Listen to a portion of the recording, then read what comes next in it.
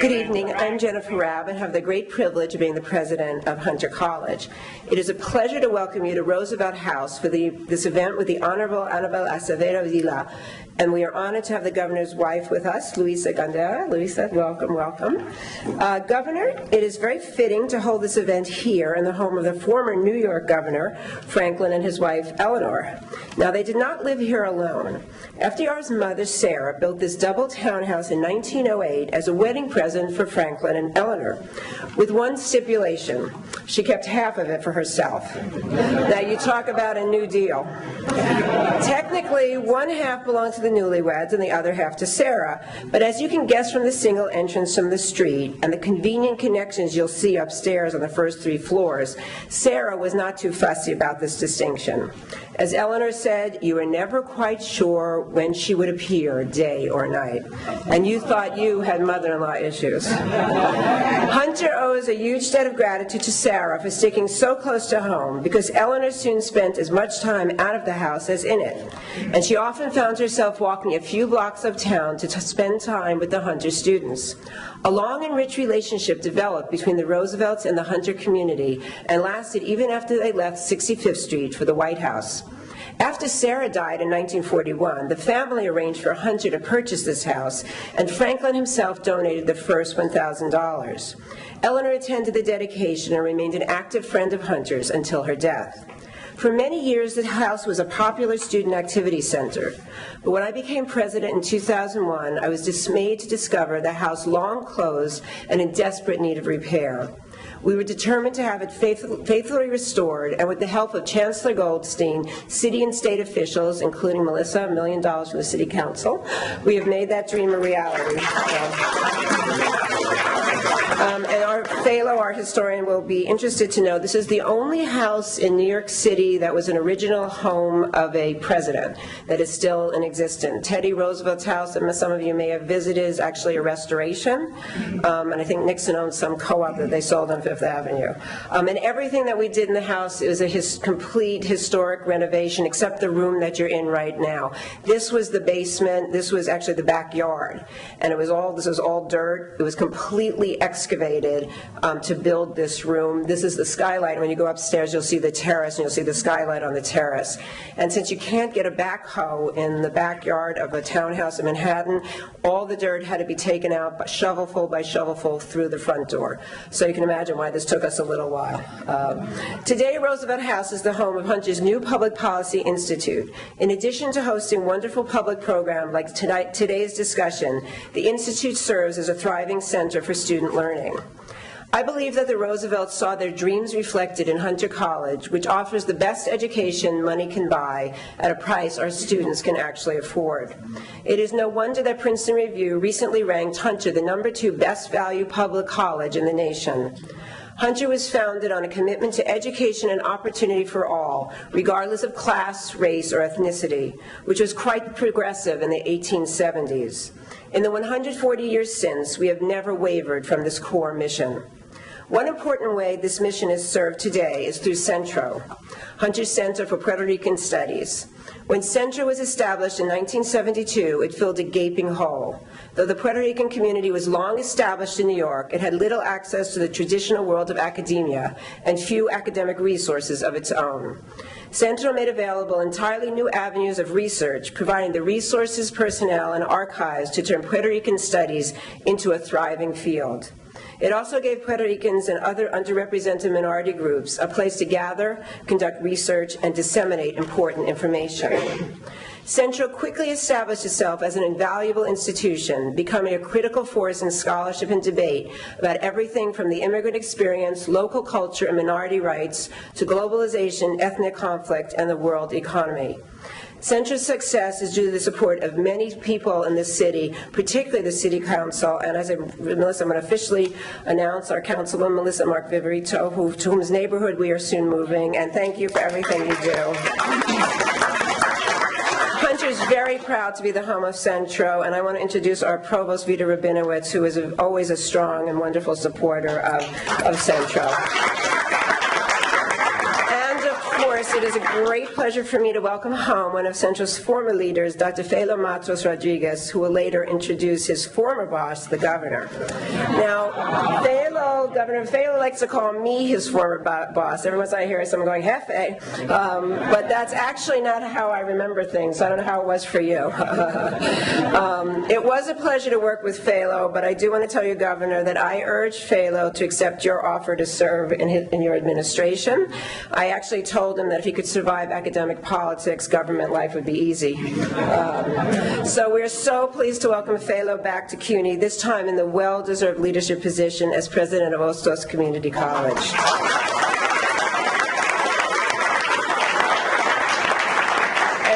I'm really happy to introduce another dear colleague, Dr. Edwin Melendez. By selecting Edwin in 2008 as Centro's new director, we at Hunter reaffirmed our commitment to a first-class scholarship and leadership at Centro. Dr. Melendez is the perfect person to lead Centro into its next dynamic era, an era that will formally begin when the incomparable archives and library of Centro move to their new home in East Harlem in the fall of 2011. Centro will join our School of Social Work and our new School of Public Health as occupants of a brand new state-of-the-art building currently under construction on 119th Street and 3rd Avenue.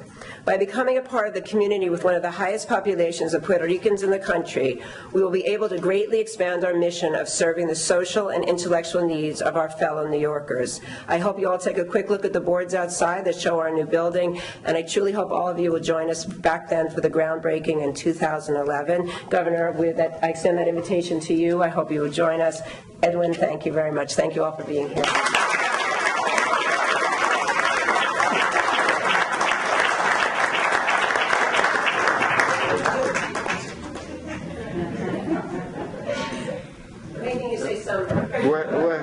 Buenas noches. I guess my role is to introduce Felix Matos Rodriguez, former director of Centro, a great colleague, a great friend, a great historian, a historian that has devoted a lot of attention to women issues in Puerto Rican history, groundbreaking research. He's also promised to continue doing research with us, and I hope this will be just a down payment on your future endeavors with us. In any case, it's my pleasure to have you here. Thanks for accepting the invitation, and thanks for inviting our guest. Gracias, Felo.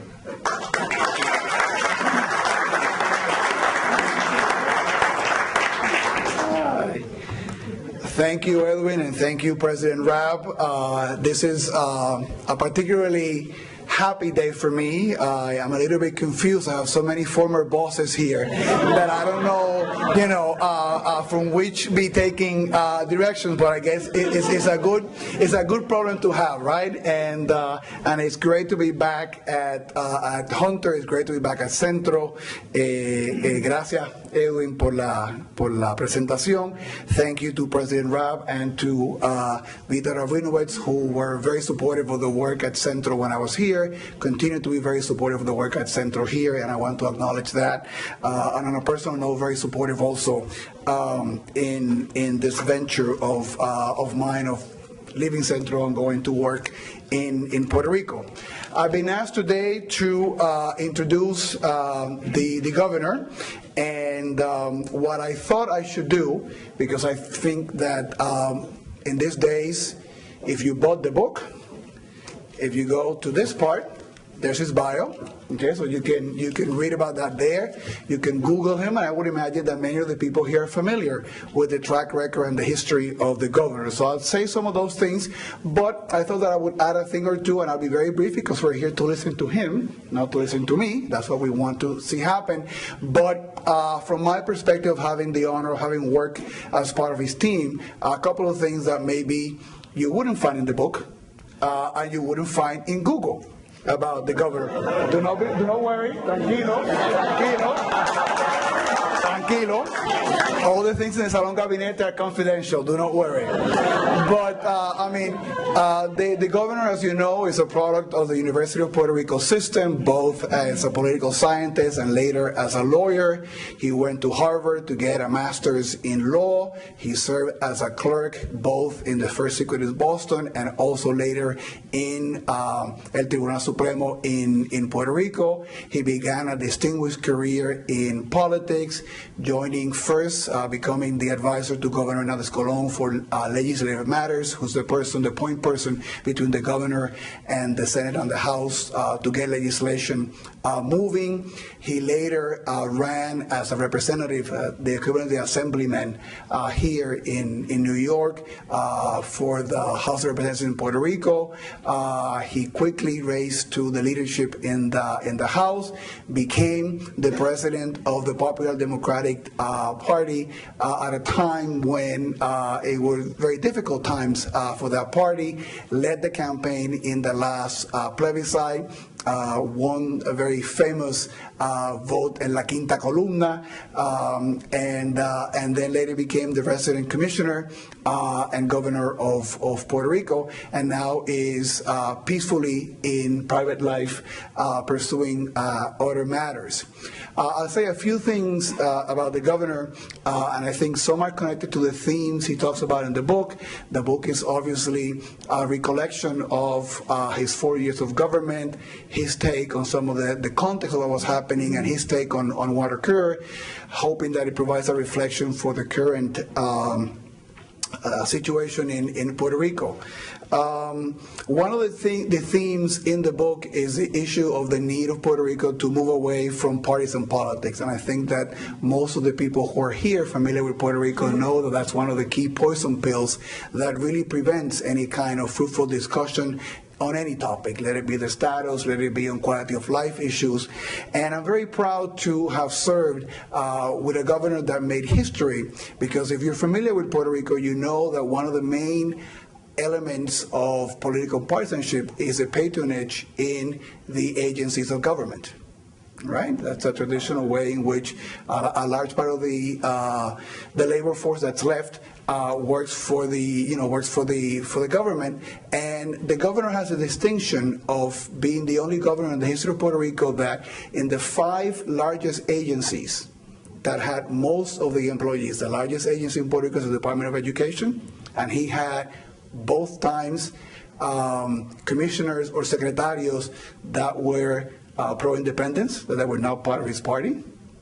The second largest agency is the police department, and he had a pro-statehood police commissioner.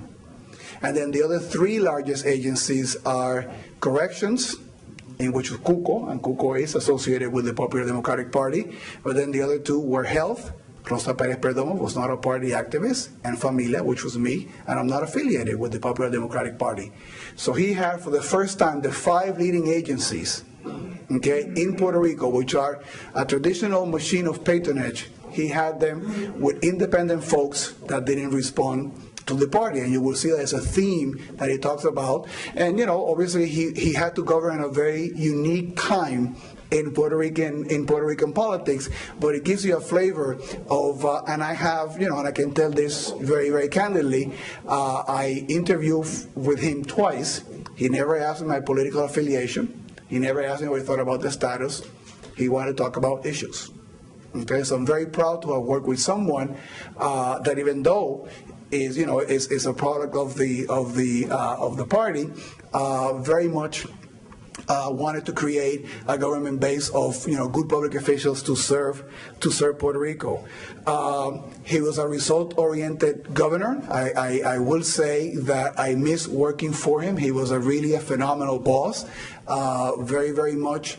You're the key person. Here's what I expect for you. I expect results, not a micromanager, and someone who would allow the members of his team to really, perform their duties while being someone that believed heavily in accountability. I don't think that I work for anyone that also had the intellectual capacity that Governor Acevedo Vilá had. He's truly was a joy to work for.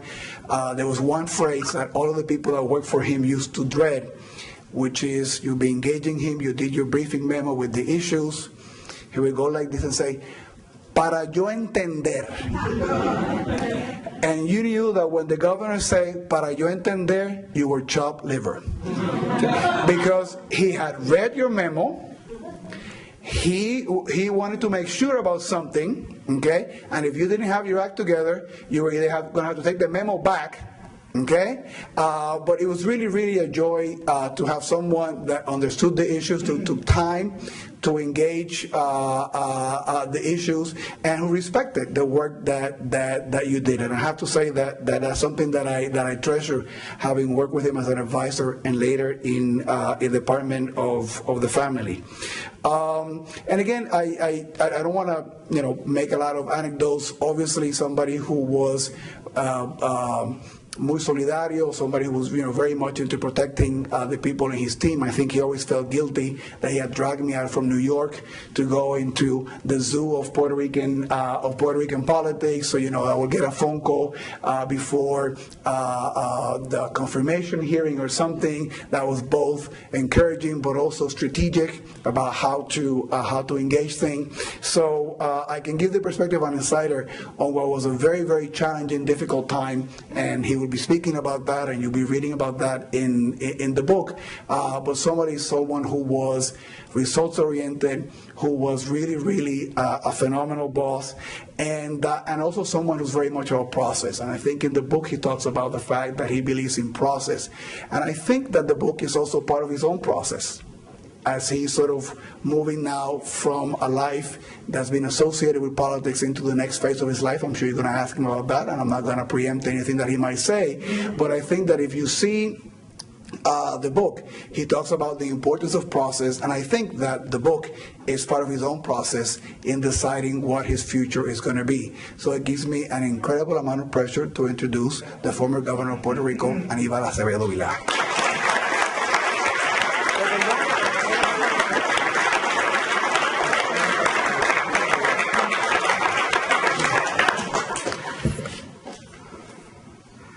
Buenas noches.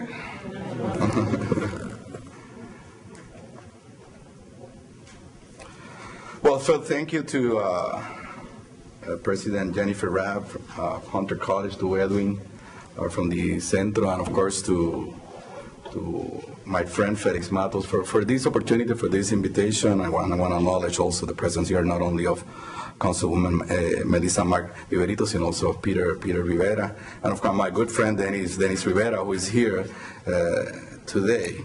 And thank you to Fellow for those kind words. So I never forced you to become a popular before I hire you? Oh my God. Oh my, now I understand.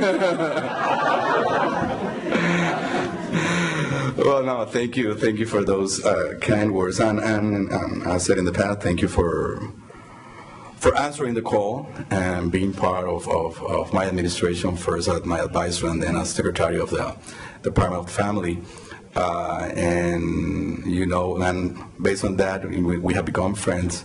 You have a #1 fan of my wife, Piti.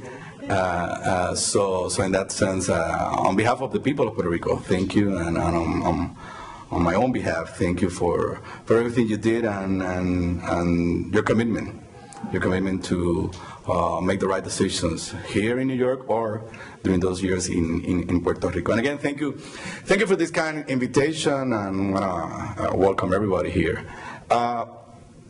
Before I talk a little bit about the book,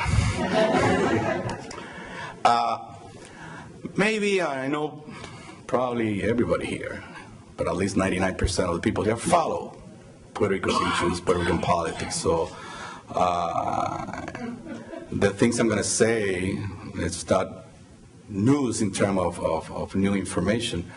But just to put it in perspective where I am, the fact that I'm here at Hunter College today, I was last week in Chicago, 3 or 4 weeks before this, I was at UMass in Boston, in Villa Victoria in Boston, and I'm getting calls from Puerto Ricans in Philadelphia and in Orlando.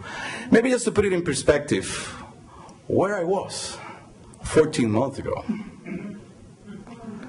February and March of 2009, I was inside a courthouse, being tried for 9 counts of alleged corruption.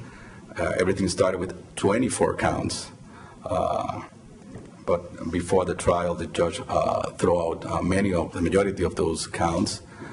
And after 6-7 weeks of trial, after, I lost the number, but more than 30 witnesses, all of them from the prosecutors, and after my lawyers decided not to introduce not even one piece of evidence, not one witness, nothing, and after 4 years of investigation that basically started when I was running as governor, a little bit more than a year ago, a jury of 12 Puerto Ricans, men and women, in less than 2 hours, acquitted me and my good friend Luisa Incline. So to put in perspective that I'm here today talking to this really impressive crowd, I think it's also important to realize where I was 14 months ago.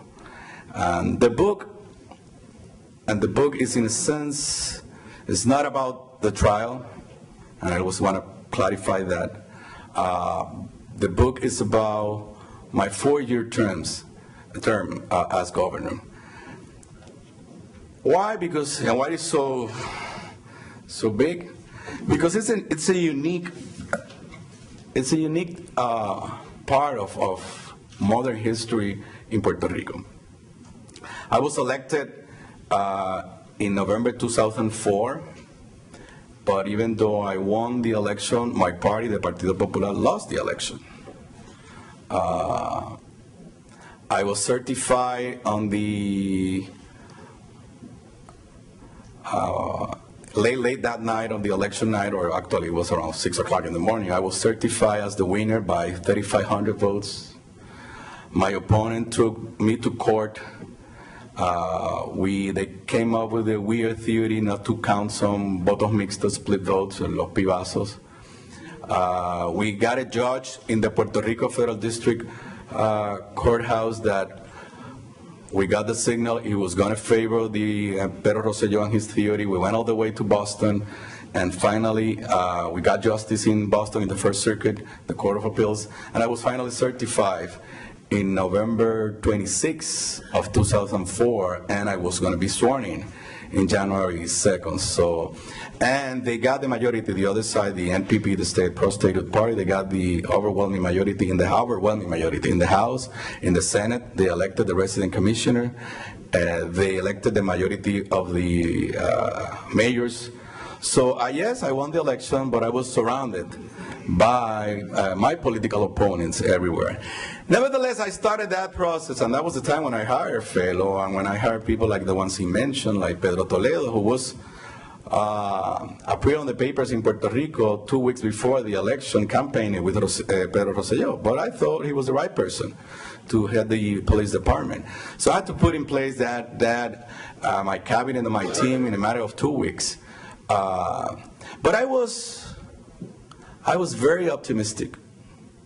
I was very full of hope that since for the first time we were going to have in Puerto Rico shared government, it was perhaps a unique opportunity to make the tough decisions that have to be made for Puerto Rico.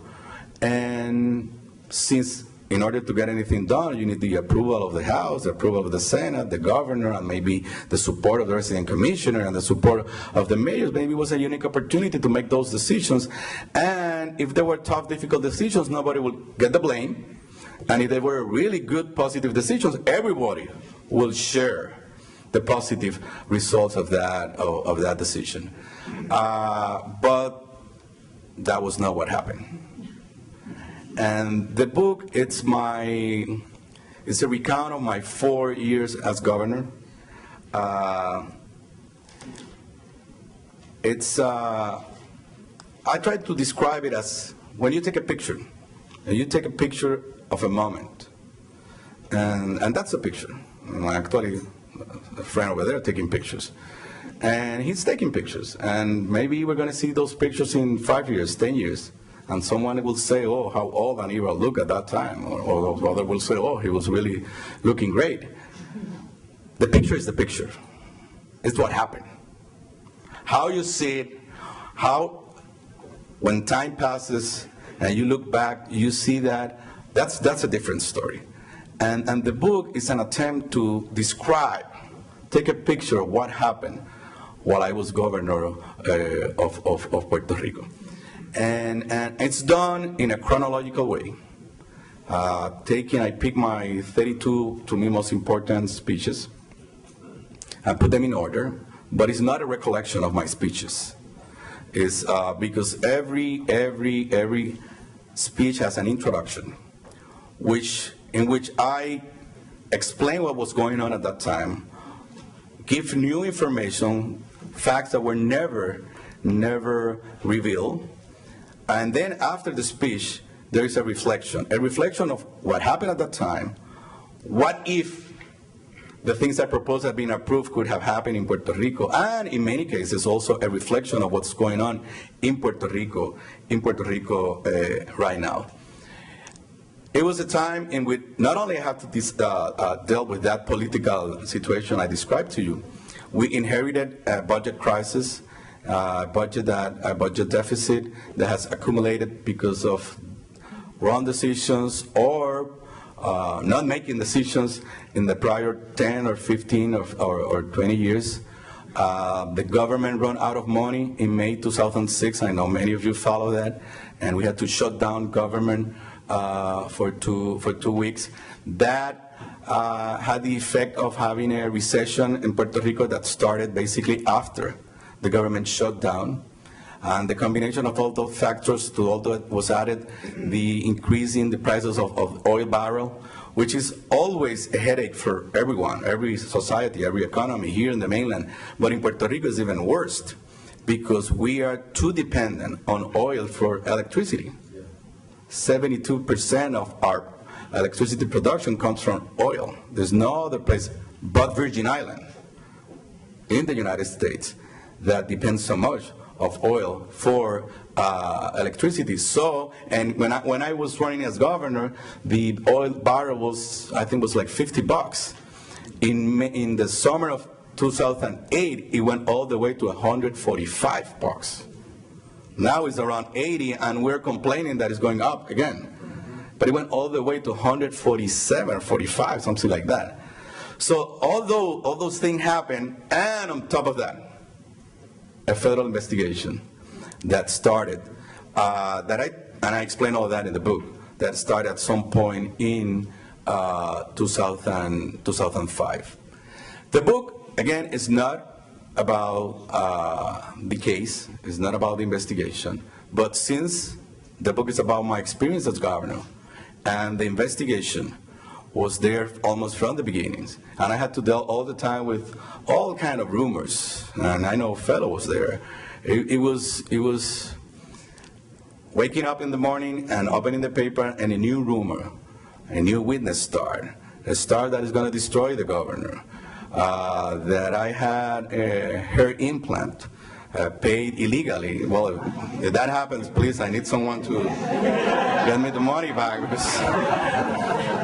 So you see that, you see how you try to run a government and then at the same time deal with that investigation. And of course, the indictment that happened in 2008 when I was in the middle of my re-election campaign. The book is not about the status of Puerto Rico.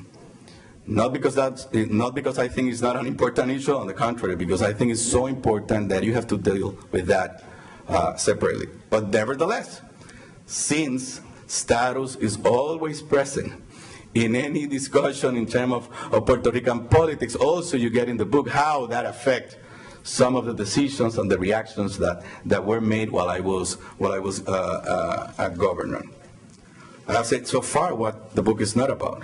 And you're going to ask, then what's the book about? I will say that, number one, you will see the picture. You know, what was going on, and my mental process and the political process. In the book, you're going to get information never revealed. Meetings, for example, that I had with mayors from the NPP, which I recognize now in the book, that really try to help in order to avoid the budget crisis, and how all of them were telling me, don't worry, Governor, Pedro Rosselló is going to be history in a matter of weeks, and we can sit down and cut a deal. That never happened. That never happened, but I thought, and I recognized that those mayors who were not from my party were willing to stand up and try to help. I give, for example, information about who were the people I was thinking about appointing to the Puerto Rico Supreme Court, and all the attempts I had to try to reach a deal, because it had to be confirmed by the Senate. So it was it makes no sense to appoint someone when you knew there was no possibility of being confirmed. The book will also, in the book I try to answer many of the questions that I know. A usted se le ha hecho una gran injusticia y usted está siendo bien humilde, and so for people to know, in terms of a disclaimer, my mother actually fue una asesora suya en la administración, but I believe very greatly that a great injustice was done to you, and I know that it's a continuation. Unfortunately, I feel very strongly that it was the Bush administration that really, in terms of the Republican Party, that had done this to other governors in other states as well, to go after them and to basically make false accusations, and really, and in the end, obviously did impact your race, and I believe very strongly that if this had not happened, I believe you would have been reelected. That's my opinion. But the question is that after all of the charges were dismissed, obviously you were dragged through this in your family, and I know a la mujer no se le puede dejar atrás, so I know I want to thank your wife also for her strength. But after all that process that you were dragged through this, the fact that everything was discounted and all the charges were, what was the general acceptance, not only of the Puerto Rican people, but also of maybe other people in other, in agencies, people that were close to you? You alluded to the strength that you got from your friends, but the people in general, in terms of... Well, let me say something about justice in the broad sense. Of course, I agree with you in terms of what I went through, but there is something, and you get the facts in the book, that really surprised me and tells a lot about that sense of justice of the people of Puerto Rico. During all that process, of course, I was making polls because I was running for re-election. And since late 2007, we started to make the question, and then we changed it when I was indicted. And the question was, do you think the governor is being investigated or has been accused because he acted illegally, or do you think this is all politically motivated? And to my surprise at that time, but it says a lot about the people of Puerto Rico, all the time, the majority of the people who were being polled said it was politically motivated. Even those who were saying in the same poll were not going to vote for me. So in that sense, that was there, and that was also the reason why I never had to hide. Even during the indictment, even during the investigation, and I cannot describe what had happened after. In that sense, now is that sense of yes, those 12 Puerto Ricans corrected something, but it's there all the time. I even got it here today. When I came here, 2 or 3 that are here said to me, "Look, we were praying for you all the time," and that says a lot about the people of Puerto Rico. Beyond that, well, as I said at the beginning, the fact that I'm here, the fact that I was in Chicago last week, in UMass, and I'm getting, I think also says stuff about how people are understanding what happened. So in that sense, the reaction has been very, very, very positive, very positive. Even if I live in New York, I have been out from Puerto Rico for more than 30 years now. I follow what happened on the island. I have been following more or less what happened during your administration.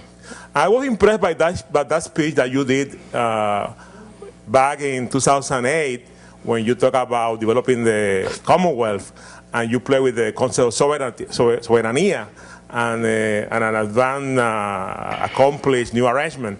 We have a mutual friend, former professor of you, Ángel Israel Rivera. I know him, yeah. Angelito and I, we are very good friends. And he had a lot of hope, as a matter of fact. He has convinced me, I come from the pro-independent movement, but through my close relationship with Ángel, he has convinced me that maybe what we need is a new arrangement, a new form of understanding between Puerto Rico and the U.S.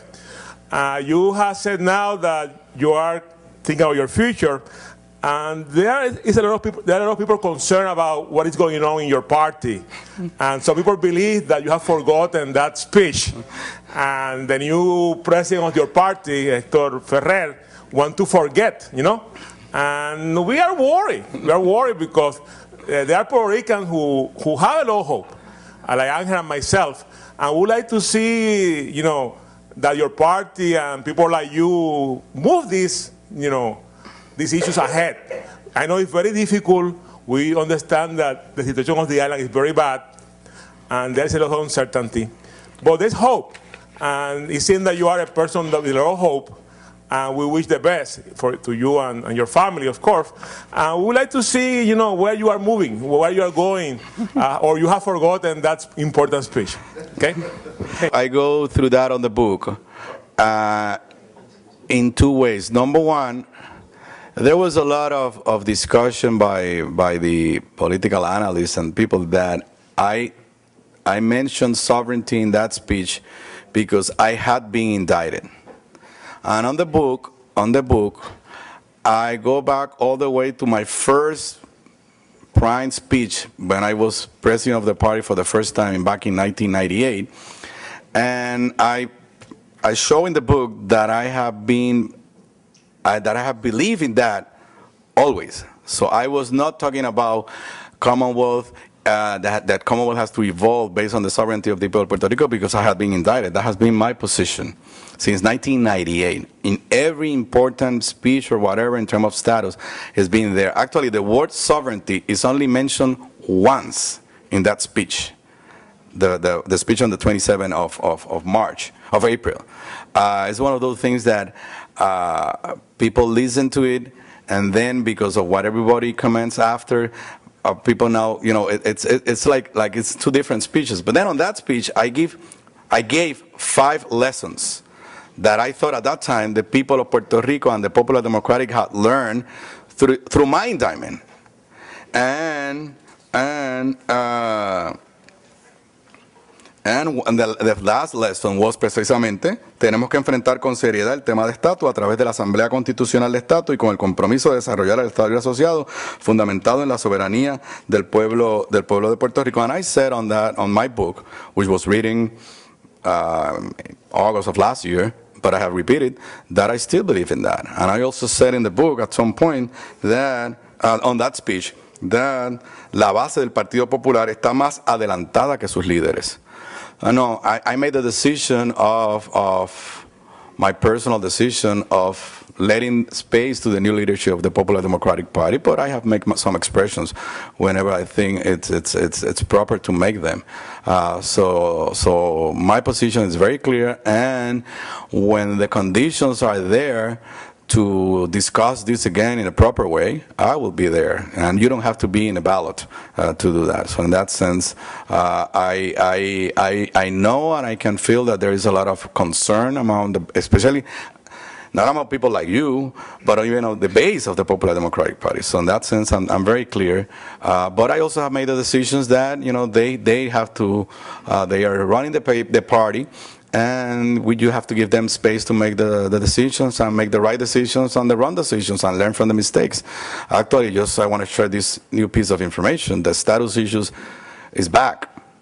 And the statehood bill that was introduced by Resident Commissioner Pierluisi in the House is going to the floor next week in the House, in the U.S. House of Representatives. So in that sense, which to me makes no sense because I don't think that bill it's really a self-determination bill, but the issue is back.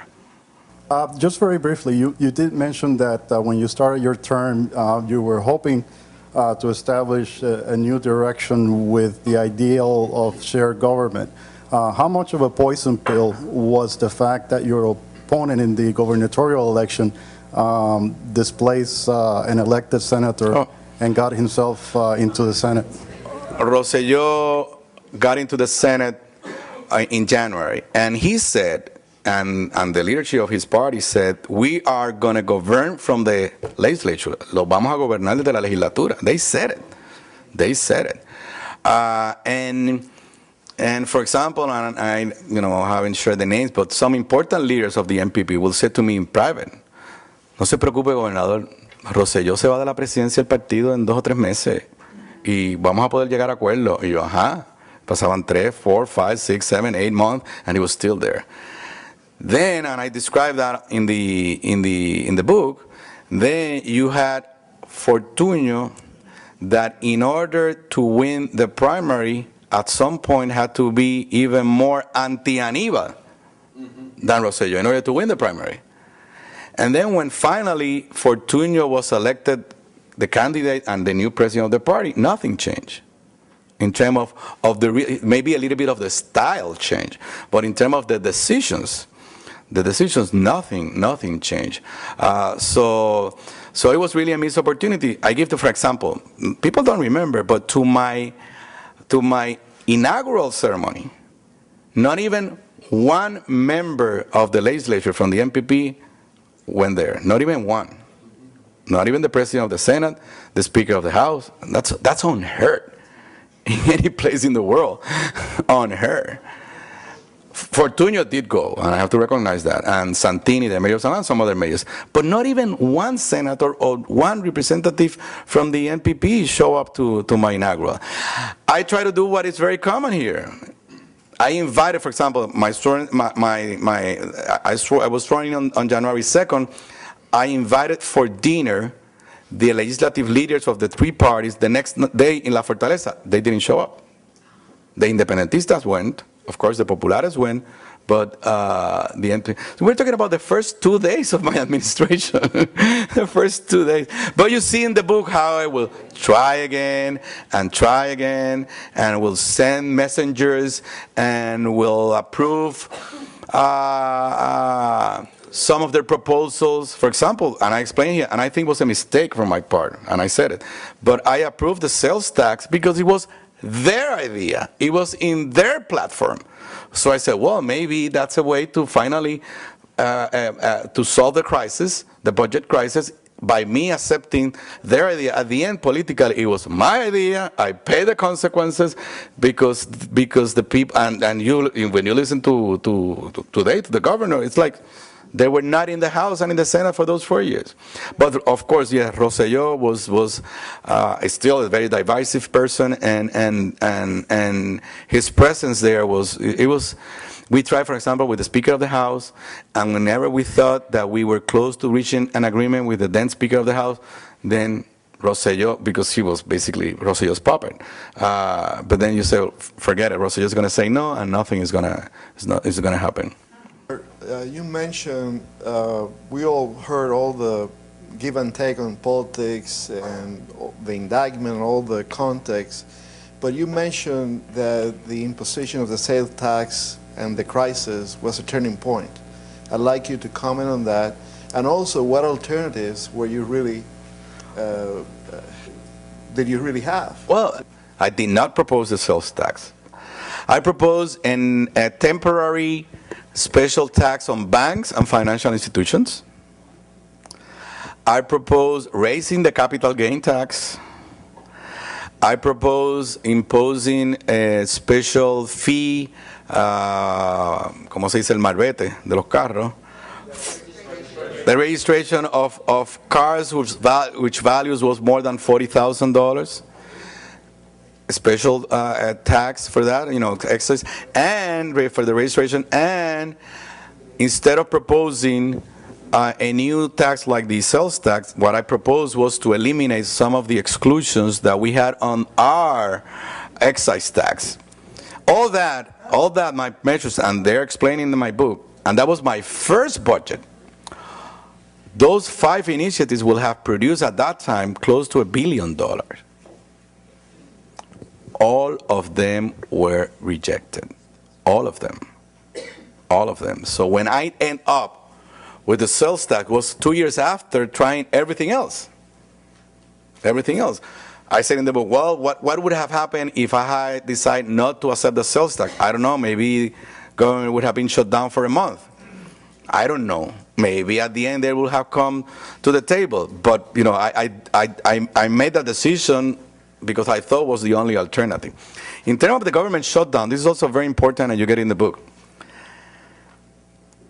After the indictment, that was the most difficult time for me personally, because I and a fellow was there. You know, I knew we were going to run out of money, and we explained it to them in private. We explained it to them in public. We sent messengers, and they say, no, that's not true. That's not going to happen.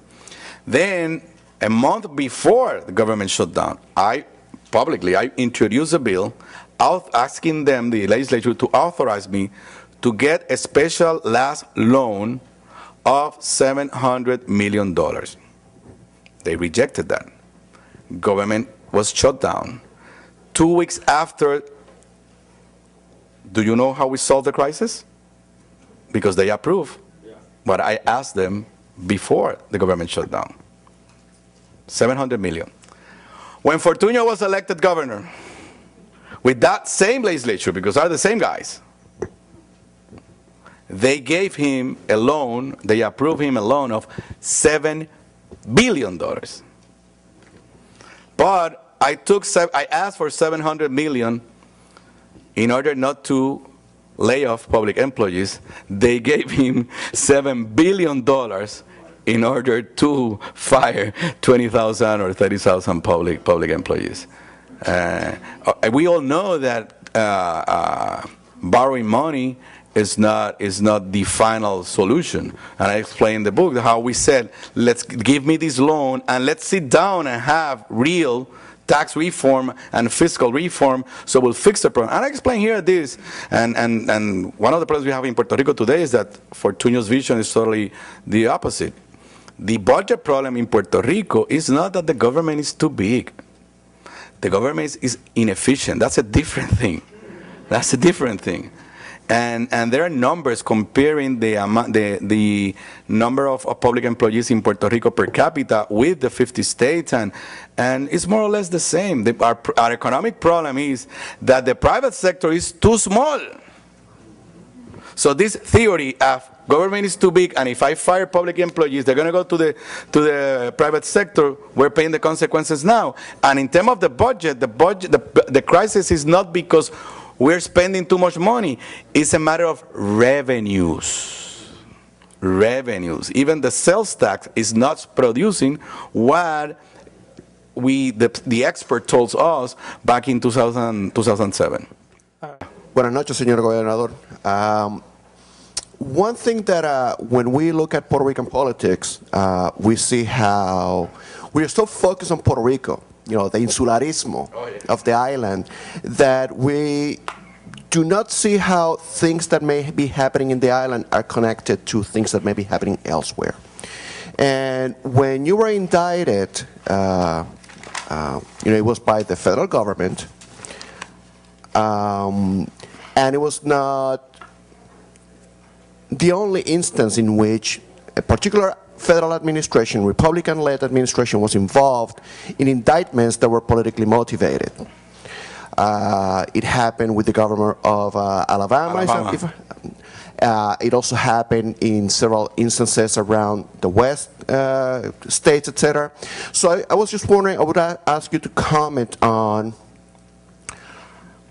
what connection does the government of Puerto Rico and the politics in Puerto Rico, the partisan politics in Puerto Rico, connect to the partisan politics in the United States, particularly during this federal administration that just passed, in relation to a Democratic, party politics in Puerto Rico, with an opposition party that is split between the Republicans and the Democrats. Well, I don't have any evidence, therefore I will not make the argument that my indictment was decided by Karl Rove or whatever. But we know what was the environment in that Justice Department in general terms. So I think that what happened was that those who had the power in Puerto Rico took, based on local politics, took advantage of that. And they were running the show. And nobody was stopping them in Washington. That's for sure. That's for sure. So I don't have no doubt that it was politically motivated. I have no, there's something, for example, the district attorney,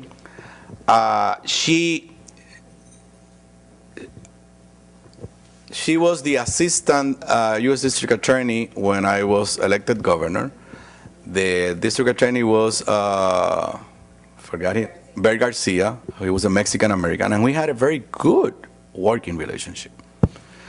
I reveal in the book that after when Filiberto Ojeda was killed, of course we reacted. My Secretary of Justice, or we call here Attorney General, Roberto José Sánchez Ramos, made public expressions. And then, that was in September. And then in January of the next year, 2007, we were going to have a meeting between my security staff, cabinet members, and the federal counterparts, DEA, FBI, all those. So before having that meeting, we decided to have a private meeting between my chief of staff, my advisor on security, and Bert Garcia. And he brought Rosemilia to that meeting. I was not in that meeting. This was told to me after that. And because we want to agree on the agenda. And there were some controversial topics like Filiberto Ojeda, like the death penalty, which I was opposed, and I was active against that. And the whole purpose of the meeting was, let's have this meeting with the governor. Let's agree in what we disagree. We don't have to discuss this in this meeting. Let's talk about drug interdiction, all the other problems. But in that private meeting, she went nuts.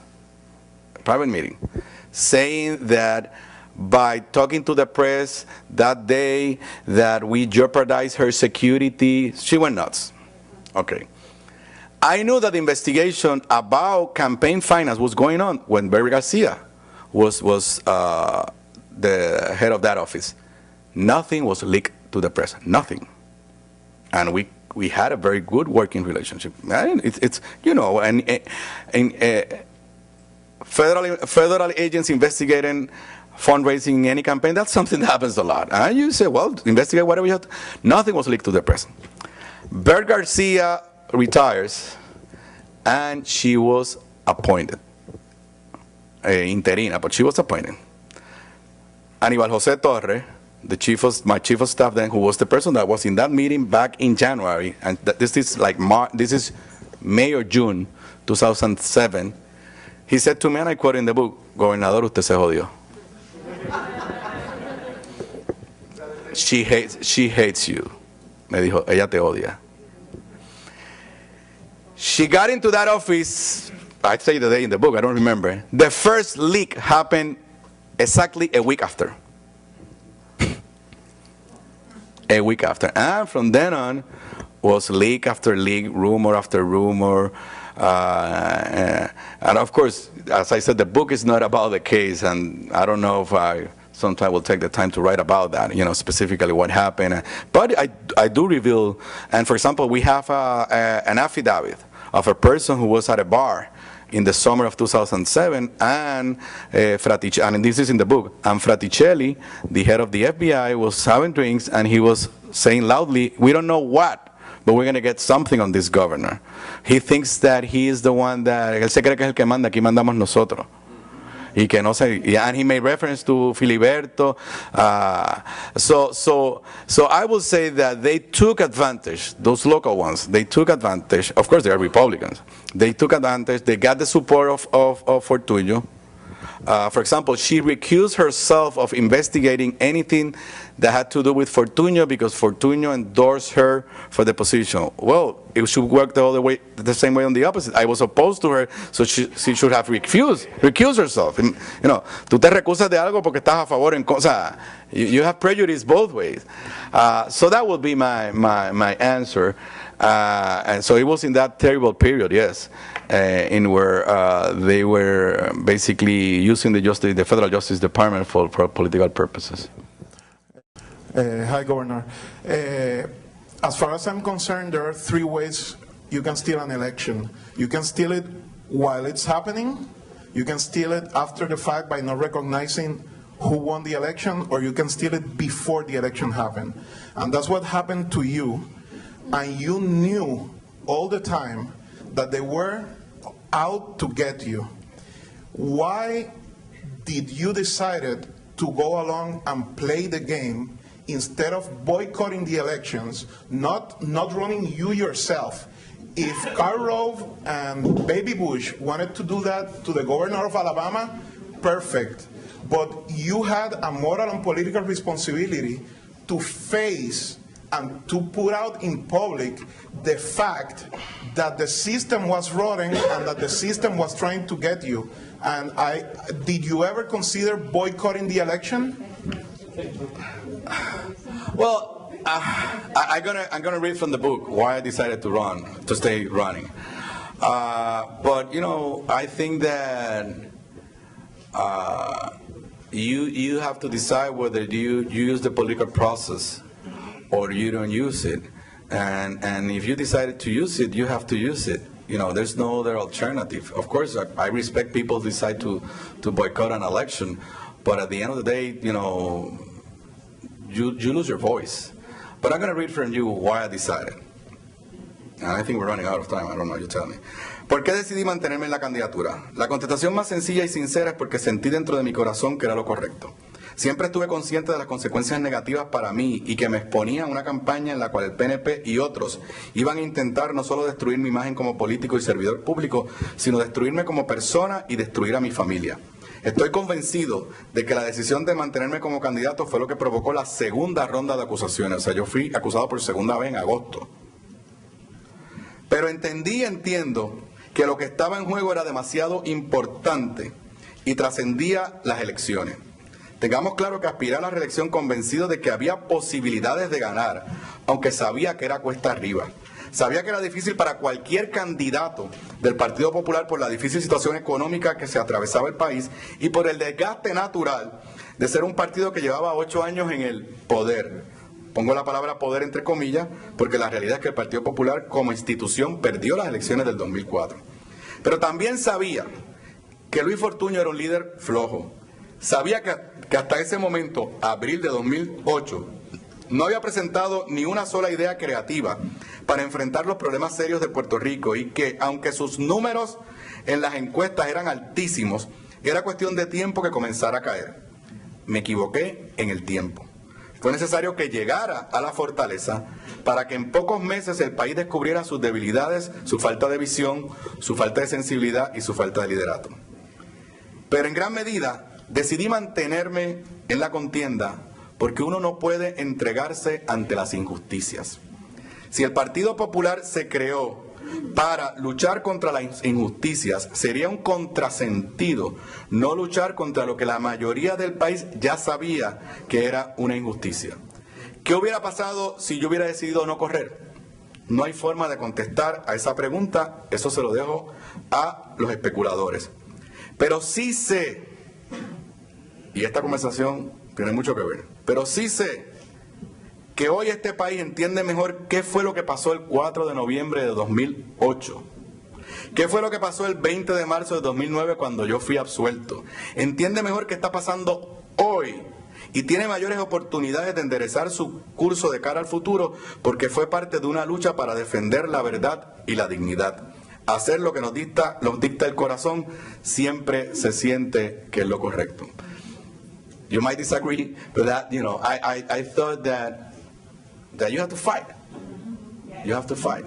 And maybe if I had decided not to run, probably there was no, you know, what happened after when I was acquitted was like, well, okay, he was acquitted. So I think put it in a different dimension, but I thought at that time was the right thing to do. And that's the only way I can answer that. Muchas gracias, señor gobernador. Bueno, muchas gracias y voy a estar allá, vamos a estar allá arriba un rato.